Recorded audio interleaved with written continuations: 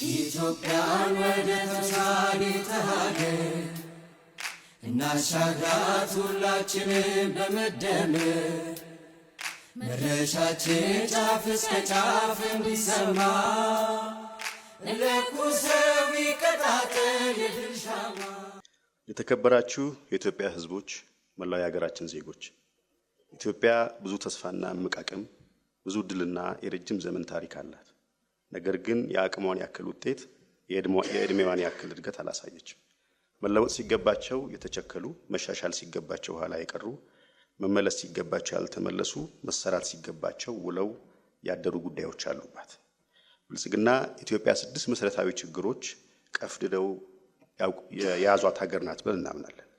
እነዚህም የህብረ ብሔራዊነትና የአንድነት አለመጣጣም፣ ኋላ ቀርነትና ድህነት፣ ግጭትና ጦርነት፣ የጸና ዲሞክራሲያዊ የፖለቲካ ስርዓት አለመኖር፣ ያልተቋጨና ያልተግባባ የሀገረ መንግስት ግንባታ፣ በዛ ላይ የባህር በር ማጣቷ።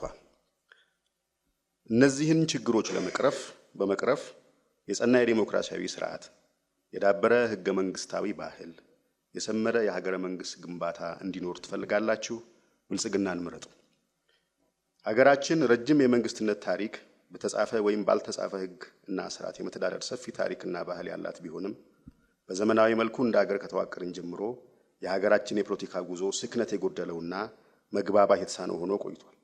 ይህም ሊሆን የቻለው ባለፉት ስርዓትና በአንዳንድ የፖለቲካ ተዋንያን ከጊዜያዊ ግብና ስልጣን ቆይታ ባሻገር ዘላቂ ግብና ዓላማን ያነገበ አባወራን በማስነሳት ከሚገኝ ጊዜያዊ ድጋፍ አሻራን በማኖር የሚፈጠር ዘላቂ ለውጥን የሚተልም አካሄድ ባለመሄዳችን ነው።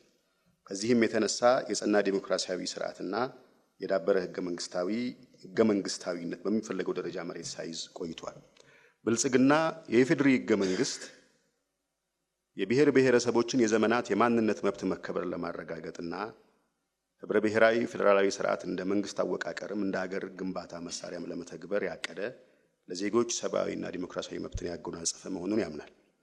ህገ መንግስቱ ቀጣይነት እንዲኖረው በዘለቄታው የሀገሪቱና የህዝቡን ፍላጎት እያስተናገደ እንዲሄድ ለማስቻል የጎደሉ ነገሮችን ለማሟላት ለማቅናት ከማህበረሰብ እድገትና ከጊዜ ሂደት ጋር ተያይዞ የሚመጡ ለውጦችን ለማስተናገድ በተሻለ ሁኔታ የሀገሪቱ ህዝብ የተግባባበት የጋራ ሰነድ እንዲሆን ለማስቻል መሻሻል ይኖርበታል ብለን እናምናለን። ነገር ግን ከቀድሞ ታሪካችን ትምህርት በመውሰድ ሂደቱ አካታችና አሳታፊ በሆነ ብሔራዊ ምክክርና የህዝብ ውሳኔ እንዲሁም ህገ መንግስታዊ ሂደትን የተከተለ መሆን አለበት ብለን እናምናለን። እነሆ በኢትዮጵያ ታሪክ ወርቃማው ጊዜ ላይ እንገኛለን። ኢትዮጵያ ስብራቶቿ እየተጠገኑ፣ የኢትዮጵያ ምቅ ሀብቶች እየወጡ፣ የኢትዮጵያ ጂኦፖለቲካዊ ቁመና እየተቀየረ፣ ሀገር በምክክር በሽግግር ፍትህ ቁርሿን እየሻረች ነገዋን እየተለመች፣ ኢትዮጵያ በብዙ ነገሮች ራሷን የመቻል እቅዷን እያሳካች የኢትዮጵያ ህልም እውን ሆኖ ሁለንተናዊ ብልጽግናን በኢትዮጵያ እንዲረጋገጥ ጉዞ በውጤት ተጀምሯል። የሀገራችን ህዝቦች በዚህ ሀገራዊ ምርጫ አብላጫውን ድምፅ አግኝተን የህዝባችንን ይሁንታ አግኝተን መንግስት ስንመሰርት የብዛ ቋንቋ ፖሊሲን እንተገብራለን። ገለልተኛ ተቋማትን እያጠናከርን እንሄዳለን።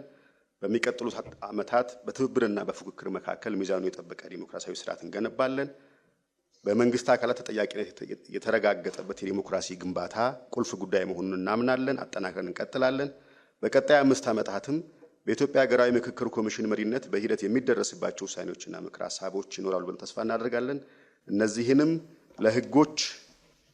ለህገ መንግስት መሻሻያ፣ ለፖለቲካ ስርዓት መሻሻያ፣ ለሰብአዊ መብቶች ማሻሻያ እንጠቀማቸዋለን፣ እንተገብራቸዋለን ብለን እናምናለን።